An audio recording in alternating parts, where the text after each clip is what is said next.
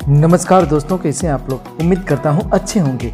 आज हम लोग देखेंगे एडुटेरिया का सेट नंबर 71। इससे पहले हम लोगों ने 1 से लेकर पूरे 70 सेट देखे विस्तार के साथ। उसी क्रम में आज हम लोग देखेंगे अगला सेट। चलिए देखते हैं आज का पहला प्रश्न है, अशोक ने अपनी धम्म यात्रा की शुरुआत कहाँ से की थी। तो अशोक ने अपनी धम्म यात्रा की शुरुआत बोध गया से किया था। आंसर हो जाएगा ऑप्शन नंबर ए। अशोक अपने राज्याभिषेक के 10वें वर्ष बोध गया की यात्रा किया था। 12वें वर्ष वह निगाली सागर की यात्रा पे था, यानी निगाली सागर को देखा था। वहीं वह 20वें वर्ष, अपने राज्याभिषेक के 20वें वर्ष वह लुम्बिनी की यात्रा किया था। किसकी? लुम्बिनी की यात्रा किया था। तो अशोक ने 3 प्रमुख यात्राएं की थी। 10वें वर्ष बोध गया, 12वें वर्ष निगाली सागर और 20वें वर्ष लुम्बिनी की यात्रा किया था। वहीं बात करें, अशोक ने 11वें शिलालेख में धम्म की व्याख्या किया है। कितने शिलालेख में? 11वें शिलालेख में। वहीं बात करें अशोक, तो अशोक का वास्तविक राज्याभिषेक 269 ईसा पूर्व हुआ था। 269 ईसा पूर्व, जिसमें वह राजगद्दी पर बैठा था। उसमें वह उज्जैन का राज्यपाल था। कहाँ का? उज्जैन का राज्यपाल था। अशोक का सबसे छोटा जो अभिलेख है वह है रोमनदई अभिलेख, जो नेपाल में है। और वही अभिलेख से ज्ञात होता है कि अशोक ने लुम्बिनी में बलि यानी धार्मिक कर माफ कर दिया था। और भू राजस्व का कर जो 1/6 था उसे 1/8 कर दिया था। चलिए अगला प्रश्न देखते हैं। प्रश्न है, किस बौद्ध संगीति के दौरान बौद्ध धर्म स्थाविर और महासांघिक में विभाजित हो गया था। तो ये किस में हुआ था? तो ये द्वितीय बौद्ध संगीति में हुआ था। आंसर हो जाएगा ऑप्शन नंबर बी, द्वितीय बौद्ध संगीति। अच्छा, बौद्ध संगीति एक बार रिवाइज कर लेते हैं। प्रथम बौद्ध संगीति यह राजगृह में हुआ था। कहाँ हुआ था? राजगृह में हुआ था। 483 ईसा पूर्व। अध्यक्ष थे महाकश्यप। कौन थे? महाकश्यप। और अजात शत्रु के समय हुआ था। दूसरा बौद्ध संगीति यह वैशाली में हुआ था। कहाँ? वैशाली में 383 ईसा पूर्व। इसके अध्यक्ष थे साबाकामी। कौन थे? साबाकामी इसके अध्यक्ष थे। और उसमें शासन था कालाशोक का। किनका? कालाशोक का। तीसरा जो हुआ था वह पाटलिपुत्रा में हुआ था अशोक के समय में। 250 ईसा पूर्व अध्यक्षता कर रहे थे मोगली सुत पिस्तम। वहीं चौथा बौद्ध संगीति जो हुआ था वह कुंडलवन हुआ था प्रथम शताब्दी में वसुमित्र की अध्यक्षता में कनिष्क के समय में। और बौद्ध धर्म जो 2 संप्रदाय में बटा था, हीनयान और महायान, वह जो है चतुर्थ बौद्ध संगीति में बटा था। किसमें? चतुर्थ बौद्ध संगीति में। वहीं प्रथम बौद्ध संगीति में विनय पिटक और सूत पिटक का संकलन हुआ था। विनय पिटक और सूत पिटक का संकलन हुआ था। और अभिधम पिटक का संकलन तृतीय बौद्ध संगीति में हुआ था। चलिए अगला प्रश्न देखते हैं। प्रश्न है, अलाउद्दीन के शासनकाल में भू राजस्व की दर थी। तो अलाउद्दीन के शासनकाल में भू राजस्व की दर था 1/2, यानी उपज का आधा भू राजस्व लेता था अलाउद्दीन खिलजी। वहीं लूट के माल पर अलाउद्दीन खिलजी यानी खुम्स जिसे कहते थे, कितना लेता था? तो पहले था 1/4, लेकिन अलाउद्दीन खिलजी लेने लगा 3/4। कितना लेने लगा? 3/4। वहीं अलाउद्दीन खिलजी अपने आप को सिकंदर सानी की उपाधि धारण किया था। सिकंदर शानी की उपाधि। वहीं मलिक कफूर को अलाउद्दीन खिलजी ने दक्षिण भारत विजय के लिए भेजा था, जहां 1307 ईस्वी में इन्होंने देवगिरी पर आक्रमण किया और वहां के राजा रामचंद्र देव को पराजित किया था। चलिए अगला प्रश्न देखते हैं। प्रश्न है, किस वेद में सिंचाई के साधन के रूप में नहरों के उपयोग की जानकारी मिलती है? तो यह किस वेद में मिलता है? तो यह मिलता है अर्थववेद में। आंसर हो जाएगा ऑप्शन नंबर डी। अर्थववेद की बात करें तो यह चौथा और अंतिम वेद है। इसकी रचना अथर्वा ऋषि ने किया था। किसने किया था? अथर्वा ऋषि ने इसकी रचना किया था। वहीं इस वेद का उपवेद कौन सा है? तो इसका उपवेद अर्थवेद। कौन है? अर्थवेद इसका उपवेद। इसका कोई आरण्यक ग्रंथ नहीं है। वहीं इस वेद में सभा और समिति को प्रजापति की 2 पुत्रियां कहा गया और इसी में कन्याओं की जन्म की निंदा की गई है। अर्थववेद में गोत्र शब्द का उल्लेख सबसे पहले मिलता है। किसका? गोत्र शब्द का। वहीं अर्थववेद का ब्राह्मण ग्रंथ का नाम है गोपत। कौन सा है? गोपत इसका ब्राह्मण ग्रंथ का नाम है। चलिए अगला प्रश्न देखते हैं। प्रश्न है मेवाड़ से युद्ध एवं संधि किसके शासनकाल की महत्वपूर्ण उपलब्धि थी? तो ये जहांगीर का महत्वपूर्ण उपलब्धि था। आंसर हो जाएगा ऑप्शन नंबर डी। जहांगीर की बात करें तो इनका बचपन का नाम सलीम था। क्या था? सलीम इसका बचपन का नाम था। इनका जन्म कब हुआ था? इनका जन्म 1569 ईस्वी में, 1569 ईस्वी में इनका जन्म हुआ था। वहीं साम्राज्य विस्तार की बात करें तो जहांगीर ने मेवाड़ के साथ युद्ध कर संधि की, जिसमें मेवाड़ के थे राजा राणा अमर सिंह। कौन? राणा अमर सिंह से इन्होंने संधि किया और राणा अमर सिंह ने मुगल आधिपत्य स्वीकार कर लिया था। मुगल की अधीनता स्वीकार कर लिया था। दक्षिण में खुर्रम ने अहमदनगर को मुगल साम्राज्य में मिलाया। वहीं 1617 ईस्वी में अहमदनगर और मुगलों से संधि हुई थी। वहीं बीजापुर के राजा ने खुर्रम को मूल्यवान उपहार दिए और बदले में जहांगीर ने उसे पुत्र उपाधि दिया, फरजंद की उपाधि दिया था, फरजंद की उपाधि। वहीं खुर्रम इस सफलता के लिए जहांगीर ने उसे शाहजहां की उपाधि दिया था। खुर्रम मतलब इसका पुत्र, जहांगीर का पुत्र। वहीं जहांगीर के समय 1622 ईस्वी में कांधार पर मुगलों ने विजय प्राप्त किया था। जहांगीर के समय 1622 ईस्वी में। चलिए देखते हैं अगला प्रश्न। प्रश्न है औरंगजेब ने किस सूफी सिलसिले को अपनाया था? तो औरंगजेब ने किस सूफी सिलसिले को अपनाया था? तो नक्शबंदी को। किसे? नक्शबंदी को। आंसर हो जाएगा ऑप्शन नंबर बी। नक्शबंदी की बात करें तो भारत में नक्शबंदी सिलसिले का संस्थापक कौन था? तो ख्वाजा उबैदुल्लाह नक्शबंदी। कौन था? ख्वाजा उबैदुल्लाह नक्शबंदी जो है भारत में इसका संस्थापक था। लेकिन शेख अहमद फारूकी सरहिंदी ने इसका पूरे भारत में प्रचार प्रसार किया था। पूरे भारत में प्रचार प्रसार किया था। वहीं बात करें सुहरवानी सिलसिले का प्रभाव उत्तर पश्चिम सीमा प्रांत में था। वहीं इसके मुख्य प्रवर्तक थे कौन? तो शिहाबुद्दीन उमर सुहरवानी। लेकिन भारत में सुहरवानी सिलसिले का प्रवर्तक माना जाता है शेख बहाउद्दीन जकारिया को। वहीं कदरिया की बात करें, कदरिया की बात करें तो इसके संस्थापक थे अब्दुल कादिर जिलानी। उनकी मजार बगदाद में है। जिलानी की मजार कहाँ है? बगदाद में है। चलिए देखते हैं अगला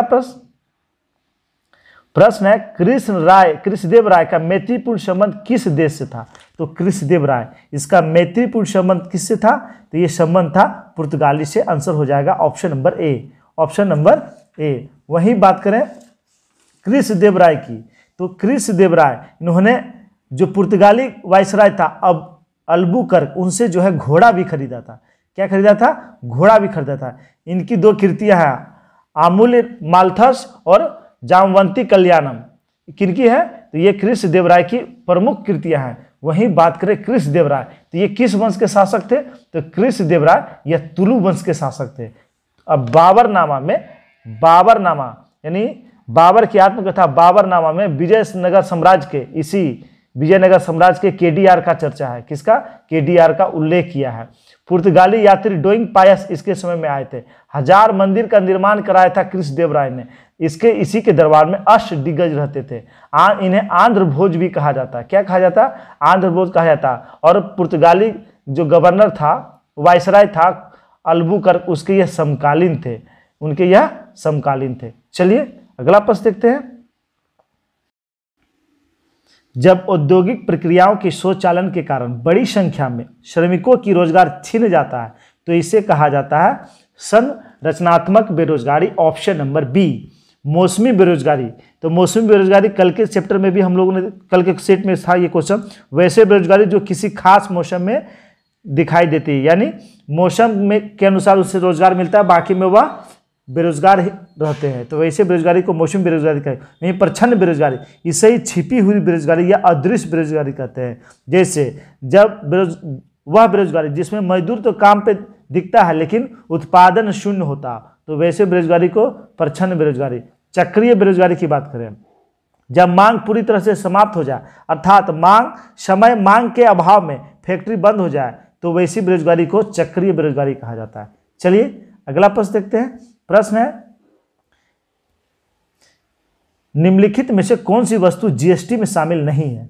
तो जीएसटी में शामिल वस्तु नहीं है तो इसके अनुसार है मानव उपभोग के लिए शराब। ऑप्शन नंबर सी, जीएसटी में कौन कौन वस्तुएं, यानी जीएसटी से कौन कौन वस्तुएं को मुक्त रखा गया है? तो प्राकृतिक मधु, दूध, फूल झाड़ू, खुला खाद्य पदार्थ, लस्सी, खुला पनीर, दही, प्रसाद, जगेरी, नमक, गुड़, स्वास्थ्य सेवाएं, कागज, चित्रकला की किताबें और शिक्षा सेवाएं और अंडा, ये सारे वस्तुएं को जीएसटी से मुक्त रखा गया है। जीएसटी की बात करें तो भारत में जीएसटी कब से लागू हुआ है? तो भारत में जीएसटी या 1 जुलाई कब से लागू हुआ है? 1 जुलाई 2017 से लागू हुआ। जीएसटी की 4 दरें हैं।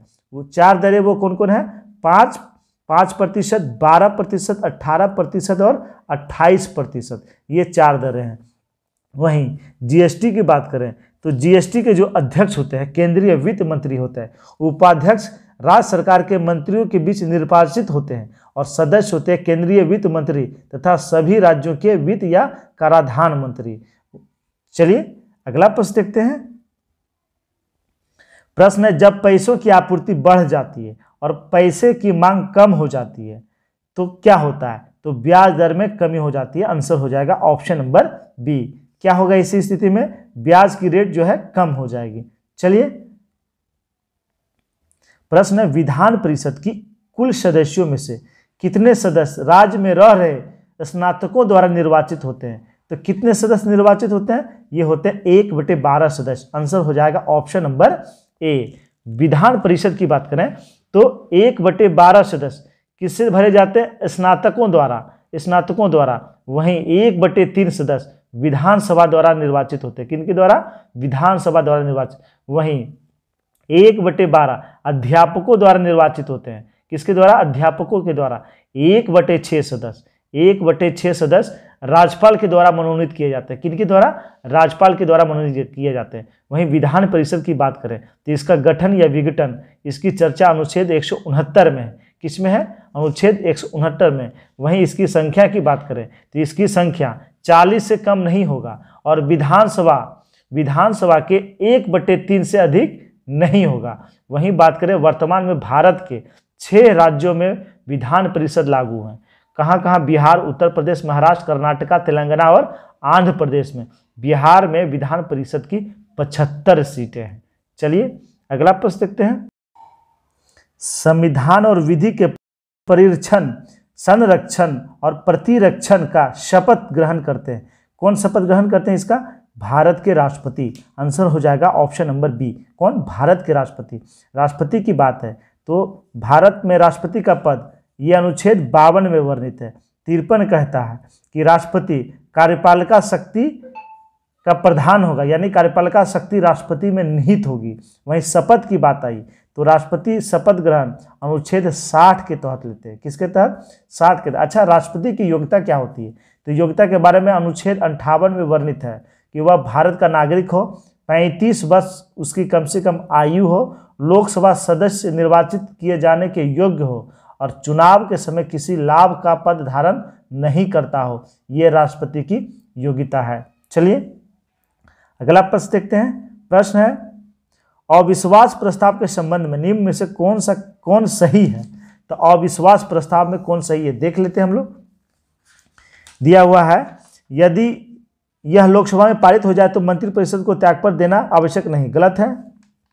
दूसरा है, यह किसी एक मंत्री या मंत्रियों के समूह या पूरे मंत्रिमंडल के विरुद्ध लाया जा सकता है।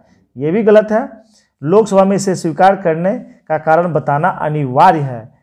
यह भी गलत है। लोकसभा में इसे स्वीकार करने का कारण बताना अनिवार्य नहीं है। यही आंसर हो जाएगा option number D. Option number D. अच्छा, अविश्वास प्रस्ताव की बात करें तो अविश्वास प्रस्ताव सदन में कौन लाता है? तो विपक्षी दल। किनके द्वारा? विपक्षी दल के द्वारा लाया जाता है। विपक्षी दल के द्वारा लाया जाता है। अब प्रस्ताव के पक्ष में कम से कम 50 सदस्यों का होना आवश्यक है तथा प्रस्ताव प्रस्तुत किए जाने के 10 दिन के अंदर इस पर चर्चा होना भी आवश्यक है। चर्चा के बाद अध्यक्ष मतदान द्वारा निर्णय की घोषणा करता है। यानी एक तरह से ये लाता कौन है? विपक्षी दल। कौन लाते हैं? विपक्षी दल इसको लाते हैं अविश्वास प्रस्ताव। चलिए अगला प्रश्न देखते हैं। प्रश्न है, निम्नलिखित में से कौन सा युग्म सुलेमित नहीं है? देख लेते हैं। संसदीय विशेषाधिकार 105 बिल्कुल सही है। दूसरा है अध्यादेश तो 123 के तहत जारी करते हैं, ये भी सही। संयुक्त अधिवेशन की चर्चा अनुच्छेद 108 में, ये भी सही है। और राज्यपाल 154, ये गलत है। राज्यपाल का पद ये अनुच्छेद 155 में वर्णित है। किसमें? 55 में वर्णित है। अनुच्छेद 153 कहता है प्रत्येक राज्य के लिए एक राज्यपाल होगा, वह अनुच्छेद 154 कहता है राज्य की कार्यपालिका शक्ति राज्यपाल में निहित होगी, यह वर्णित है अनुच्छेद 154 में। चलिए अगला प्रश्न है, स्वतंत्रता पूर्व भारत में निम्नलिखित में से किसने केंद्रीय विधानसभा में स्वराज दल का समर्थन किया था? तो यह समर्थन किसने किया था? तो यह समर्थन किया था M.A. जिन्ना ने, यानी जिन्ना साहब ने इसका समर्थन किया था। तो इसका आंसर हो जाएगा ऑप्शन नंबर ए। चलिए जान लेते हैं कि जो स्वतंत्रता पूर्व जो मंत्रिमंडल का गठन हुआ था उसमें कौन सा विभाग दिया गया था, देख लेते हैं। जवाहरलाल नेहरू जी पीएम बने थे। कौन बने थे? पीएम बने थे। और इनके पास विदेशी मामले और राष्ट्रमंडल मामले थे। वल्लभ भाई पटेल, सरदार वल्लभ भाई पटेल गृह सूचना मंत्री थे। बलदेव सिंह रक्षा मंत्री, जॉन मथाई उद्योग आपूर्ति मंत्री, सी राजगोपालाचारी शिक्षा मंत्री और C.H. भाभा कार्य खान एवं बंदरगाह मंत्री। वहीं राजेंद्र प्रसाद कृषि मंत्री बने थे। अशरफ अली रेलवे मंत्री बने थे और जगजीवन राम श्रम मंत्री बने थे। इसमें मुस्लिम लीग से जो सदस्य थे 5, वो लियाकत अली वित्त मंत्री थे और I.I. चुंदगीर ये वाणिज्य मंत्री थे। अब्दुल रब नस्तर ये संचार मंत्री थे और जोगेंद्र नाथ मंडल वह विधि यानी कानून मंत्री थे। वहीं गजानतर अली खां वह स्वास्थ्य मंत्री थे। कब? जब 1945 के प्रस्ताव के बाद गठित अंतरिम मंत्रिमंडल का गठन हुआ था 1946 ईस्वी में, तब की बात है। चलिए अगला प्रश्न देखते हैं। प्रश्न है, निम्न में से किस महापुरुष ने मैजनी, गैरिबोल्डी, शिवाजी तथा श्री कृष्ण की जीवनी लिखी? वे अमेरिका में कुछ समय के लिए रहे तथा वे केंद्रीय सभा के सदस्य भी निर्वाचित हुए थे। तो ये थे कौन? ये थे लाला लाजपत राय। आंसर हो जाएगा ऑप्शन नंबर सी, लाला लाजपत राय। आप लोग जानते होंगे साइमन कमीशन का विरोध करते हुए इन पर लाठियां चार्ज हुई थी और बाद में 1928 ईस्वी में इनका मृत्यु हो गया था, लाला लाजपत राय का। चलिए अगला प्रश्न देखते हैं। प्रश्न है, भारतीय निर्वाचन आयोग के अनुसार एक राष्ट्रीय दल के रूप में मान्य होने के लिए एक राजनीतिक दल को कितने राज्यों में मान्यता प्राप्त राजनीतिक दल के रूप में होना आवश्यक है?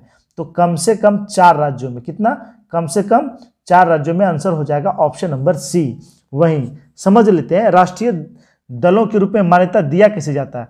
यदि वह लोकसभा व विधानसभा के आम चुनावों में 4 या 4 से अधिक राज्यों में वैध मतों का 6% प्राप्त करता है तथा इसके साथ किसी राज्य या राज्यों के लोकसभा में 4 सीट प्राप्त करता है तो उसे राष्ट्रीय दल का दर्जा दिया जाता है। या फिर यदि कोई दल लोकसभा में 2% स्थान पर जीतता है तथा उसके सदस्य 3 अलग अलग राज्यों में चुने जाते हैं, 3 अलग अलग राज्यों में चुने जाते हैं, तो इससे भी उन्हें जो है मान्यता मिलती है। फिर यदि कोई दल कम से कम 4 राज्यों में राज्य स्तरीय दल के रूप में मान्यता प्राप्त करे तो ऐसी स्थिति में भी उसे राष्ट्रीय दल का दर्जा प्राप्त होता है। तो इसका आंसर हो जाएगा option number C, option number C. यानी उसे कम से कम 4 राज्यों में जो है उसे राज्य स्तरीय दल का दर्जा प्राप्त होना आवश्यक है। चलिए अगला प्रश्न है, वह कौन से मूल रंग है जिनसे टीवी के पर्दों पर विभिन्न रंग प्रकट होते हैं? तो वह प्राथमिक रंग होगा। बुक में आंसर शायद गलत है, इसका आंसर हो जाएगा लाल, हरा और नीला। लाल, हरा और नीला option number A, option number A प्राथमिक रंग। प्रश्न है, इनमें से कौन विषाणु जनित रोग नहीं है, यानी कौन वायरस से नहीं फैलते? तो टीबी इसमें वायरस से नहीं फैलते, टीबी बैक्टीरिया से फैलते हैं। किससे? बैक्टीरिया से फैलते हैं। वायरस से हमेशा क्वेश्चन बनते हैं, तो वायरस से होने वाले का ट्रिक क्या है? एडे पोइचे छोग खट्टा हिम हरे। छोग खटरा कह सकते, खटरा हिम हरे इसका ट्रिक है। ए से हो गया एड्स, डे से डेंगू, पो से पोलियो, ई से इन्फ्लुएंजा, चे से चेचक, छो से छोटी माता, गो से गलसुआ और ख से खसरा, ट्रो से ट्रेकोमा, ही से हेपेटाइटिस, ही से हेपेटाइटिस, मौ से मेनिंजाइटिस और ह से हार्पीज और रॉ से रेबीज। ये सारे बीमारियां किससे होती है? वायरस से होती है। चलिए अगला प्रश्न देखते हैं। प्रश्न है सिरका और बेकिंग सोडा की अभिक्रिया से क्या बनता है? तो सिरका और बेकिंग सोडा की अभिक्रिया से कार्बन डाइऑक्साइड बनता है। आंसर हो जाएगा ऑप्शन नंबर बी। देख लेते हैं कि इसका निर्माण कैसे होता है। तो सिरका का सूत्र होता है CH3COOH और वहीं बेकिंग सोडा यानी खाने वाला सोडा सोडियम बाइकार्बोनेट को कहते हैं। सोडियम बाइकार्बोनेट इसका जब रिएक्शन कराएंगे तो क्या होगा? CH3COONA, इसे कहते हैं सोडियम एसीटेट Na। इसका निर्माण होगा प्लस जल प्राप्त होगा और CO2 प्राप्त होगा यानी कार्बन मोनोऑक्साइड प्राप्त होगा। तो इसका आंसर क्या हो जाएगा? ऑप्शन के अनुसार CO2 प्राप्त होगा, ऑप्शन नंबर बी। प्रश्न है महिलाओं के उदर के निचले भाग के दोनों ओर कितने अंडाशय स्थित होते हैं? तो दोनों ओर मिला के एक जोड़ी, कितने? एक जोड़ी। आंसर हो जाएगा ऑप्शन नंबर ए। ये महिलाओं के जनन अंग का भाग होता है अंडाशय। चलिए मैप में देख लेते हैं जनन अंग एक बार फिर हम लोग भूले नहीं। अंडाशय की बात है तो ये महिला जनन अंग हुआ, ये पूरा हुआ ये गर्भाशय। इसे क्या है? गर्भाशय कहा जाता है। गर्भाशय से ये जहाँ से अंडाशय से सीबम आते हैं तो ये आके मिलते हैं, ये आते हैं फ्लोपियन ट्यूब के द्वारा। फ्लोपियन ट्यूब की द्वारा जिसे अंडवाहिनी कहते हैं। निषेचन की क्रिया यही होती है। कहाँ होती है? अंडवाहिनी में होती है, फ्लोपियन ट्यूब में होती है। तो अंडाशय की संख्या कितनी हो जाएगी? 2, यानी एक जोड़ी, एक लेफ्ट तरफ और एक राइट की तरफ। तो ये हुए 2 अंडाशय। चलिए देखते हैं अगला प्रश्न। प्रश्न है प्रकाश संश्लेषण के माध्यम से कुल स्थिरीकृत कार्बन डाइऑक्साइड का लगभग आधा भाग कौन स्थिरीकृत करता है? तो ये शैवाल करता है। कौन करता है? शैवाल करता है। आंसर हो जाएगा ऑप्शन नंबर सी। शैवाल की बात करें तो शैवालों के अध्ययन को हम लोग क्या कहते हैं? तो शैवाल के अध्ययन को कहते हैं फाइकोलॉजी। क्या कहते हैं? फाइकोलॉजी कहते हैं। शैवाल, इसमें क्लोरोफिल पाया जाता है। शैवाल एक कोशिकीय और बहुकोशिकीय दोनों होते हैं। कुछ शैवाल कॉलोनी बनाते हैं जैसे वॉल बॉक्स और कुछ तंतुमय होते हैं जैसे यूलोथ्रिक्स। शैवाल की बात करें तो समुद्री घास जैसे भूरे शैवाल जैसे लेरेनेमिया सरगैशियम का प्रयोग भोजन के रूप में किया जाता है। किसके रूप में? भोजन के रूप में। वहीं लेमिनेरिया शैवाल का प्रयोग से आयोडीन प्राप्त होता है। क्या प्राप्त होता है? आयोडीन प्राप्त होता है। वहीं बात करें टेरिफाइडा तो टेरिफाइडा इस वर्ग के सभी पौधे में भ्रूण होता है तथा पीढ़ियों का एकांतर भी होता है। इसके उदाहरण हो गए टेरिफाइडा का फर्न, मुगदर, मॉस, ये सारे जो है टेरिफाइडा का उदाहरण। वहीं ब्रायोफाइटा की बात करें तो इसे पादप जगत का उभयचर कहा जाता है।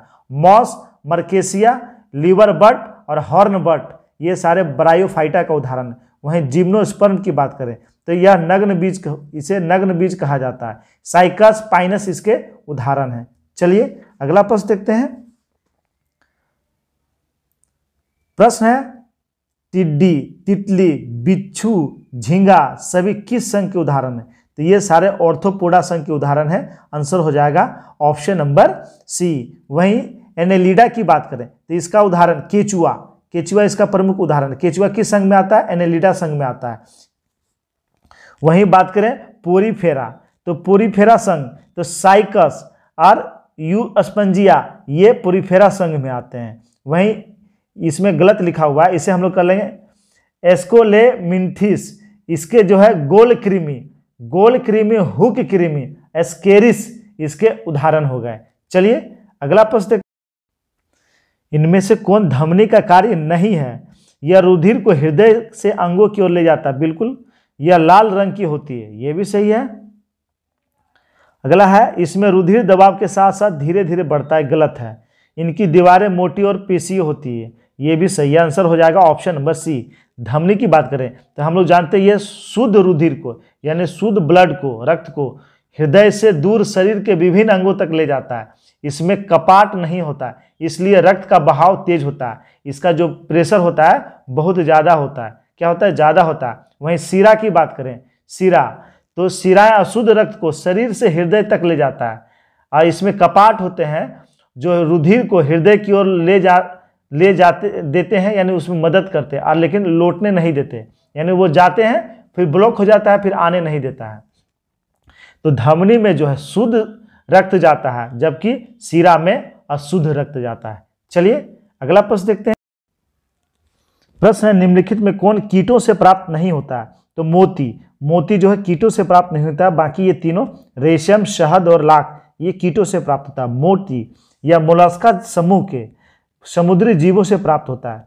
मोलस्का समूह के समुद्री जीवों से प्राप्त होता है। चलिए अगला प्रश्न देखते हैं। प्रश्न है, ग्रेफीन होता है, तो ग्रेफीन यह कार्बन का नैनो प्रतिरूप है। आंसर हो जाएगा ऑप्शन नंबर बी, कार्बन का नैनो प्रतिरूप है ग्रेफीन। यह कार्बन की पतली परत वाला अपरूप पदार्थ है जो विशिष्ट गुण प्रदर्शित करता है। यह एक द्विआयामी पदार्थ होता है जो विद्युत चालकता प्रदर्शित करता है तथा अत्यधिक मजबूत होने के कारण इसका उपयोग मोबाइल के डिस्प्ले LCD और LED में इसका उपयोग किया जाता है। वहीं हम लोग जानते हैं कार्बन का 3 अपरूप भी है, ग्रेफाइट, हीरा और फ्लोरीन। चलिए अगला प्रश्न देखते हैं। प्रश्न, अधिकांश प्राणियों के जीवित पदार्थ का लगभग 80% क्या होता है? तो उसका 80% क्या होता है? 80% प्रोटीन होता है। आंसर हो जाएगा ऑप्शन नंबर ए, 80% भाग प्रोटीन होता है। प्रोटीन की बात करें तो प्रोटीन का शरीर में कार्य क्या होता है? तो प्रोटीन ये कोशिकाओं, जीव द्रव एवं उत्तकों के निर्माण में भाग लेता है। वहीं बच्चों में प्रोटीन की कमी से 2 बीमारियां होती है। कौन कौन 2 बीमारियां? क्वासिकियोर और मरासमस ये 2 बीमारियां जो है बच्चों में प्रोटीन की कमी से होता है। वहीं आवश्यकता पड़ने पर प्रोटीन ऊर्जा भी देता है, वहीं बात करें वसा की, तो वसा इन शरीर में इसका संश्लेषण माइटोकॉन्ड्रिया में होता है। किसमें होता है? माइटोकॉन्ड्रिया में इसका संश्लेषण होता है। इसमें कार्बन, हाइड्रोजन तथा ऑक्सीजन विभिन्न मात्राओं में उपस्थित रहते हैं। वहीं बात करें कार्बोहाइड्रेट, तो इससे क्वेश्चन बनते हैं, इसमें कार्बन, हाइड्रोजन और ऑक्सीजन इसका अनुपात कितना होता है? तो 1:2:1 में ये रहते हैं, 1:2:1 में रहते हैं। वहीं विटामिन, तो विटामिन से हमें कोई ऊर्जा नहीं मिलती है, विटामिन से हमें कोई भी ऊर्जा प्राप्त नहीं होती है। विटामिन का खोज किसने किया? तो इसका खोज किया फंक ने। किसने किया? फंक ने इसका खोज किया। चलिए अगला प्रश्न देखते हैं। प्रश्न है, निम्नलिखित में क्षेत्रफल की दृष्टि से सबसे बड़ा कौन होता है? तो क्षेत्रफल की दृष्टि से बात किया जाए तो सबसे बड़ा होता है बायोस्फीयर रिजर्व। ऑप्शन नंबर ए, बायोस्फीयर रिजर्व यह सबसे बड़ा क्षेत्र होता है। अच्छा समझ लेते हैं, तो मान लेते हैं ये क्षेत्र है बायोस्फीयर, तो इसे 3 भागों में बांटा जाता है। पहला भाग जो बांटते हैं वह कहते हैं संक्रमण क्षेत्र, या संक्रमण क्षेत्र होता है। इसमें आवास और निजी कार्य की अनुमति होती है। उसके बाद वाला जो बांटा जाता है उसे बफर क्षेत्र कहते हैं। इसमें आवास और निजी कार्य का आंशिक अनुमति होती है। और नीचे अंदर वाला जो होता है कोर क्षेत्र, तो इसमें जो है सारे कार्य के लिए प्रतिबंध कर दिया जाता है। यानी कोई ना वहाँ पे आवास बना सकते हैं, ना निजी कोई अपना कार्य कर सकते हैं, यह पूर्णतः सरकार के नियंत्रण में होता है। बायोस्फीयर में वन्यजीव अभ्यारण्य भी हो सकते हैं, नेशनल पार्क भी इसके अंदर हो सकते हैं। वहीं नेशनल पार्क की बात करें तो अगर नेशनल पार्क की हम लोग बात करते हैं तो यह सरकार द्वारा पूर्णतः नियंत्रित होता है। मानव गतिविधि इसमें पूर्णतः बंद होता है। किसमें? नेशनल पार्क में। वहीं वन्यजीव अभ्यारण्य, तो इसमें निजी कार्य की कुछ अनुमति होती है। इसका सीमा निर्धारित होता है और सीमा निर्धारित नहीं होता, यानी अस्पष्ट होता है, सीमा निर्धारित नहीं होता है, और इसमें आंशिक जो है अनुमति दी जाती है। चलिए देखते हैं अगला प्रश्न। प्रश्न है, विश्व का सबसे शुष्क रेगिस्तान कौन सा है? तो विश्व का सबसे शुष्क रेगिस्तान है अटाकामा। कौन सा मरुस्थल? अटाकामा मरुस्थल। आंसर हो जाएगा ऑप्शन नंबर ए, अटाकामा मरुस्थल। यह है दक्षिणी अमेरिका में है। वहीं थार मरुस्थल तो जानते हैं, यह एशिया के भारत और पाकिस्तान वाले क्षेत्र में, सहारा और कालाहारी ये दोनों अफ्रीका महादेश में। अच्छा मैप में इस सब का पोजीशन हम लोग देख लेते हैं। मरुस्थल के बारे में है तो ये दक्षिण अमेरिका, तो दक्षिण अमेरिका का ये वाला जो क्षेत्र है यहाँ पे है अटाकामा मरुस्थल। कौन सा? अटाकामा मरुस्थल। सहारा मरुस्थल तो यह विश्व का सबसे बड़ा मरुस्थल है, यह जो है अफ्रीका महादेश में। वहीं उसी के नीचे ये है कालाहारी मरुस्थल, और यहाँ वाला क्षेत्र ये है नामीब मरुस्थल। वहीं बात करें थार मरुस्थल तो ये भारत और पाकिस्तान के में फैला हुआ, भारत और पाकिस्तान के बीच। वहीं टकला मकान मरुस्थल जो चीन में, हम लोग जानते हैं चीन में टकला मकान, ये टकला मकान हुआ। वहीं गोबी मरुस्थल यह मंगोलिया हुआ और यह चीन हुआ, तो मंगोलिया और चीन के बीच है कौन सा? गोबी मरुस्थल। वहीं बात करें ऑस्ट्रेलिया के भी कुछ मरुस्थल जो हमेशा एग्जाम में आते हैं, कौन से कौन? तो गिब्सन मरुस्थल, ग्रेट विक्टोरिया मरुस्थल और ग्रेट सैंडी मरुस्थल और सिम्पसन मरुस्थल, ये कहाँ है? ये सारे ऑस्ट्रेलिया में है। चलिए दोस्तों, कौन सी नदी मकर रेखा को 2 बार काटती है? तो लिम्पोपो नदी मकर रेखा को 2 बार काटती है। अच्छा, मैप में हम लोग एक बार समझ लेते हैं कि मकर रेखा को कौन सी नदी 2 बार काटती है, भूमध्य रेखा को कौन सी नदी 2 बार काटती है, और कर्क रेखा को कौन सी नदी 2 बार काटती है। चलिए मैप में देखते हैं। ये मकर रेखा हुआ, तो मकर रेखा को ये लिम्पोपो नदी, यहाँ वाला क्षेत्र में लिम्पोपो नदी ये यहाँ 2 बार काटती है। वहीं भूमध्य रेखा की बात करें तो कांगो नदी, ये यहाँ से निकलते हुए कांगो नदी इसे 2 बार काटती है। तो कांगो नदी भूमध्य रेखा को 2 बार काटती है और लिम्पोपो नदी मकर रेखा को 2 बार काटती है। जबकि भारत में माही नदी कर्क रेखा को 2 बार काटती है। चलिए देखते हैं अगला प्रश्न है, मौर्य काल में शिक्षा का सर्वाधिक प्रसिद्ध केंद्र था। तो मौर्य काल में शिक्षा का सर्वाधिक प्रसिद्ध केंद्र था तक्षशिला। कौन था? तक्षशिला। आंसर हो जाएगा ऑप्शन नंबर डी। हम लोग जानते हैं मौर्य वंश का संस्थापक था चंद्रगुप्त मौर्य। कौन था? चंद्रगुप्त मौर्य, जिन्होंने घनानंद को हराकर चाणक्य की सहायता से गद्दी पर बैठा था। चलिए अगला प्रश्न देखते हैं। प्रश्न है, किसके सुझाव पर बिहार में गोल घर का निर्माण हुआ था? तो यह सुझाव किसने दिया था? तो यह सुझाव दिया था जॉन सॉर ने। किसने दिया था? जॉन सॉर ने। गोल घर का निर्माण हुआ कब था? तो 1786 ईस्वी में इसका निर्माण पूरा हो गया था। और ये वारेन हेस्टिंग्स के समय इसका निर्माण पूरा हुआ था।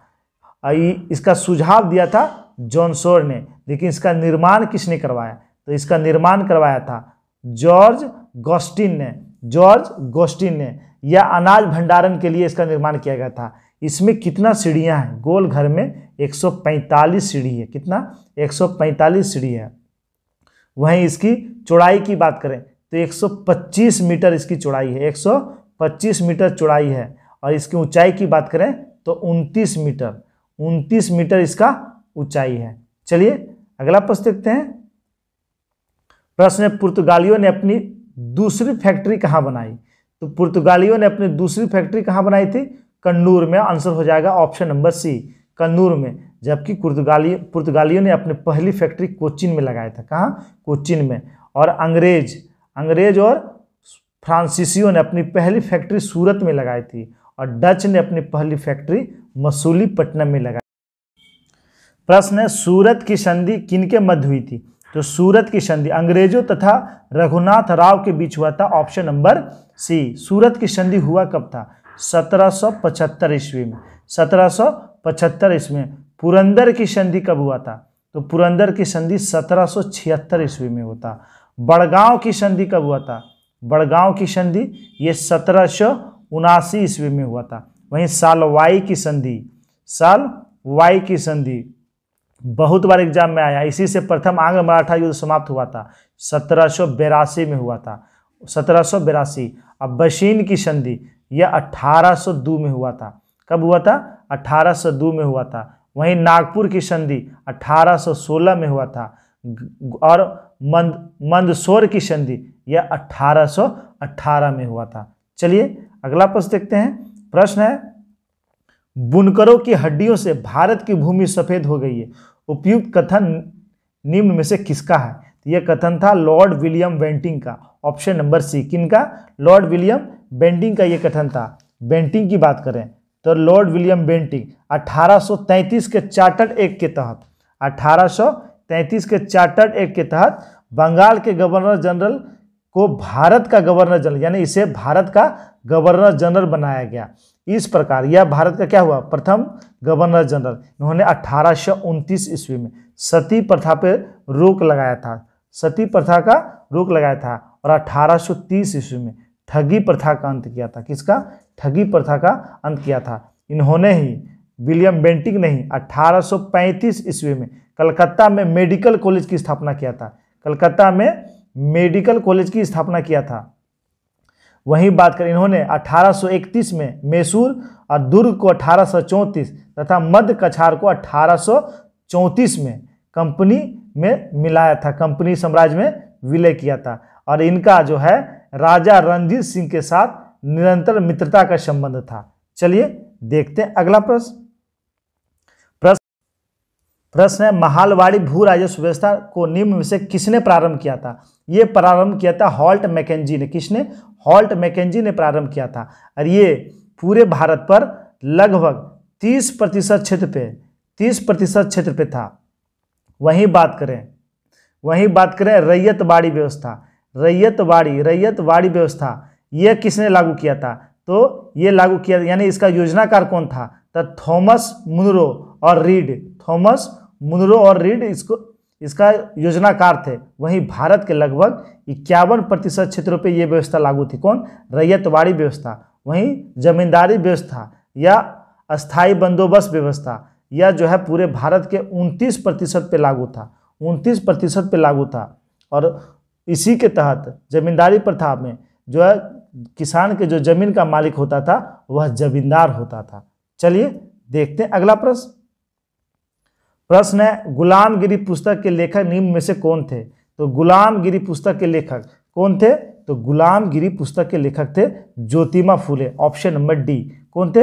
ज्योतिबा फुले इसके लेखक थे। अच्छा, कुछ प्रमुख पुस्तकें हम लोग जान लेते हैं स्वतंत्रता आंदोलन के समय जो लिखा गया था, स्वतंत्रता संग्राम आंदोलन के समय जो लिखा गया था उसमें इंडिया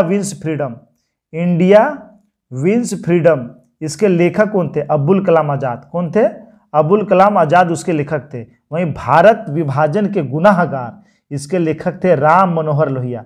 कौन थे? Ram Manohar Lohia. Song of India इसके लेखक थे सरोजिनी नायडू।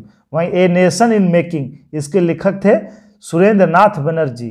कौन थे? सुरेंद्र नाथ बनर्जी। भवानी मंदिर वारिंद्र कुमार घोष उसके लेखक थे। वहीं बात करें अल हिलाल तो अब्दुल कलाम आजाद और the story of my life Morarji Desai. The story of my life Morarji Desai की प्रमुख पुस्तक थी।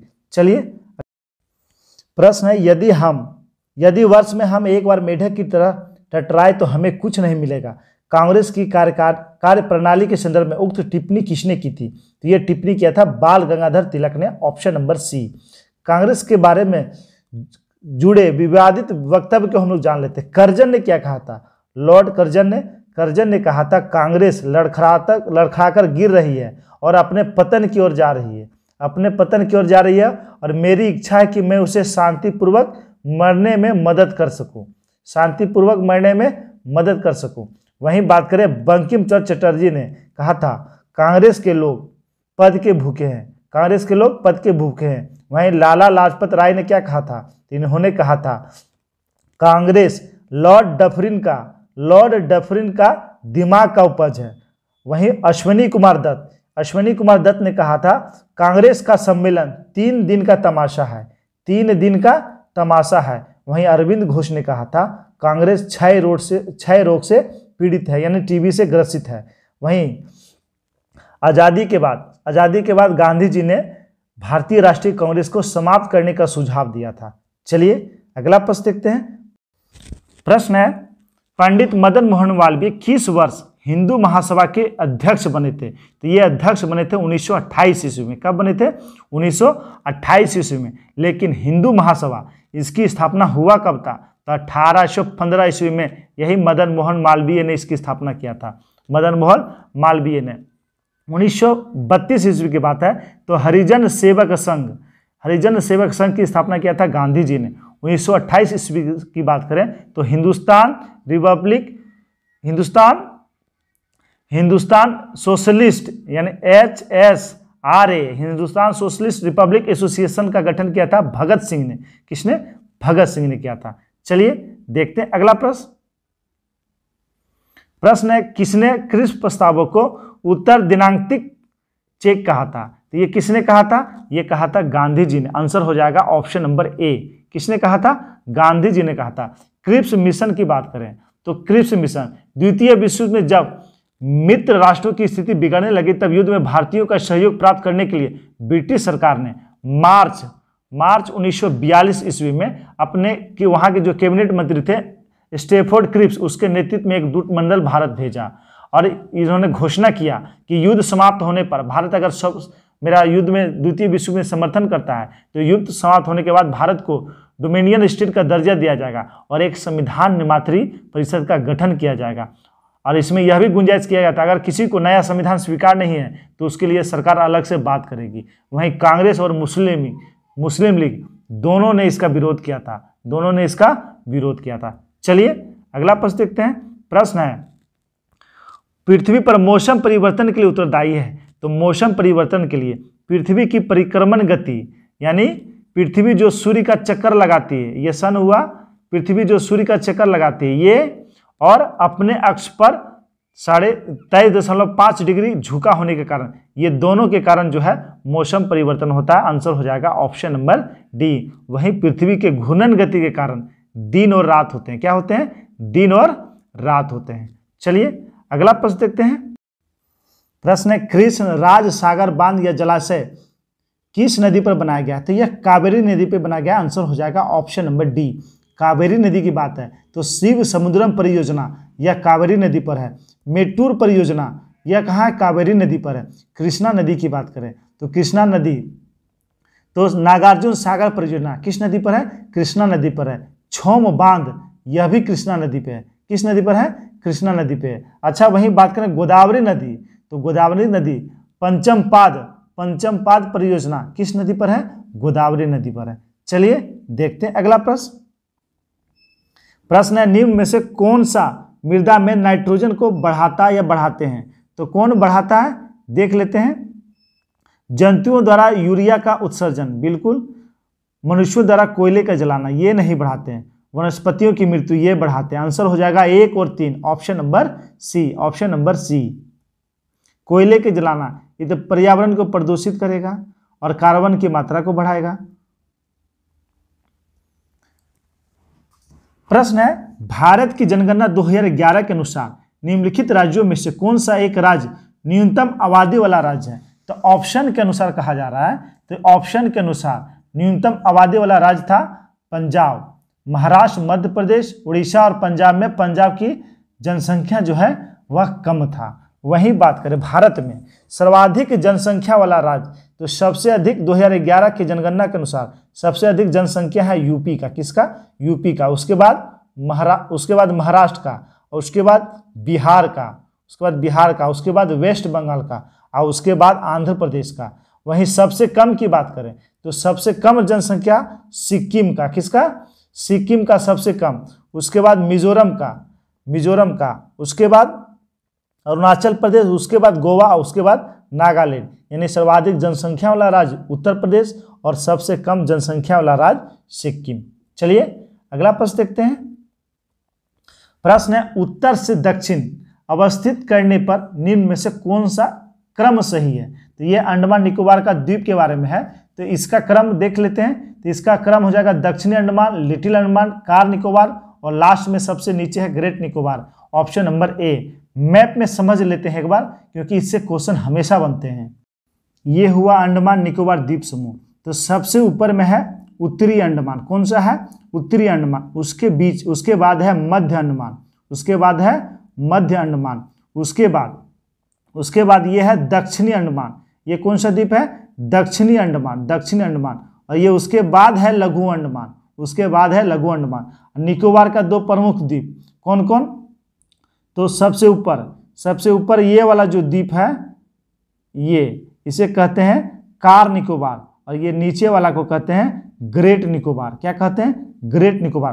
क्वेश्चन में था, क्वेश्चन दक्षिणी अंडमान, लिटिल अंडमान, तो ये हुआ दक्षिणी अंडमान, उसके बाद लिटिल यानी छोटा अंडमान, उसके बाद होगा कार निकोबार, उसके बाद ग्रेट निकोबार। सबसे उत्तर में है उत्तरी अंडमान और सबसे नीचे में है ग्रेट निकोबार। चलिए दोस्तों अगला प्रश्न देख लेते हैं। प्रश्न है निम्नलिखित में से कौन सा पर्वत कैस्पियन सागर तथा काला सागर के मध्य स्थित है? तो ये काकेशस पर्वत, ऑप्शन नंबर ए काकेकस पर्वत या कैस्पियन सागर और काला सागर इसके मध्य अवस्थित है काकेकस पर्वत। वहीं बात करें कैस्पियन सागर से क्वेश्चन आता है, इसकी सीमा कौन से देश से लगती है? तो इसका ट्रिक था कतरी, KTRI 5 देशों से लगती है, कजाकिस्तान, अजरबैजान, तुर्कमेनिस्तान, रूस और ईरान। इसकी सीमा ये 5 देशों से लगती है। चलिए अगला प्रश्न देखते हैं। धातुओं की सक्रियता श्रेणी में सबसे अधिक क्रियाशील धातु, तो सबसे अधिक क्रियाशील धातु होता है पोटेशियम। आंसर हो जाएगा ऑप्शन नंबर बी। सबसे अधिक क्रियाशील धातु की बात करें तो पोटेशियम होता है, उसके बाद बेरियम, उसके बाद कैल्शियम, उसके बाद सोडियम। वहीं सबसे कम अभिक्रियाशील धातु होता है सोना। कौन सा होता है? सोना। उसके बाद चांदी। तो सबसे कम पूछे तो सोना होता है और सबसे अधिक पूछे तो पोटेशियम होता है। इसका आंसर हो जाएगा ऑप्शन नंबर बी। प्रश्न है उत्तरी तथा पश्चिमी भारत में सर्वाधिक संख्या में तांबे के सिक्के को किसने जारी किया था? तो सर्वाधिक संख्या में तांबे को सिक्के को जारी किया था कुषाणों ने। आंसर हो जाएगा ऑप्शन नंबर डी। जबकि सर्वप्रथम सोने के सिक्के भी जारी किए थे किसने? कुषाण ने जारी किए थे।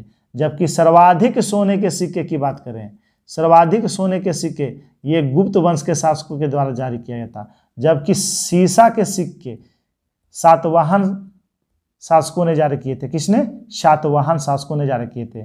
सांकेतिक मुद्रा मोहम्मद बिन तुगलक ने जारी किए थे। चलिए अगला प्रश्न, और यह आज का अंतिम प्रश्न है। निम्नलिखित में से कौन सा बल प्रकृति में सबसे शक्तिशाली बल माना जाता है? तो प्रकृति में सबसे शक्तिशाली बल होता है नाभिकीय बल। आंसर हो जाएगा ऑप्शन नंबर ए।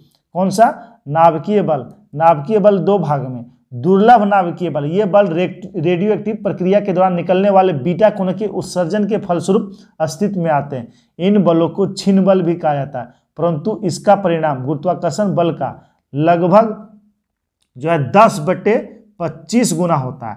वहीं प्रबल नाभिकीय बल, नाभिक में प्रोटॉन एवं न्यूट्रॉन को बांधे रखने के लिए जिम्मेवार बल को प्रबल बल कहते हैं, यानी प्रबल नाभिकीय बल कहते हैं। यह दो प्रोटॉन या प्रोटॉन तथा न्यूट्रॉन के बीच लगने वाला आकर्षण बल होता है। यह बल प्रकृति में उपस्थित सभी बलों में सबसे शक्तिशाली होता है और यह बल गुरुत्वाकर्षण बल से लगभग 10⁻38 गुना यानी 10⁻38 गुना अधिक शक्तिशाली होता है। कौन सा बल? तो यही नाभिकीय बल। चलिए दोस्तों, ये था एडिटेरिया की तरफ से 50 महत्वपूर्ण प्रश्न का सेट। इस सेट में हमने जो मैप से कुछ क्वेश्चन समझ सकते हैं, हमने कोशिश किया है वो मैप पे समझा है। और जिनका भी एग्जाम है ये मध्य निषेध सिपाही वाला, वो पूरा वीडियो देखिएगा, पूरा वीडियो देखिए। इसके अलावा रोज प्रैक्टिस सेट आप लोग अपने से भी बनाइए, निश्चित है आपको सफलता मिलेगी। दोस्तों अगर वीडियो अच्छा लगा हो तो लाइक कर देंगे और अपने अपने ग्रुप में शेयर कर देंगे। धन्यवाद दोस्तों।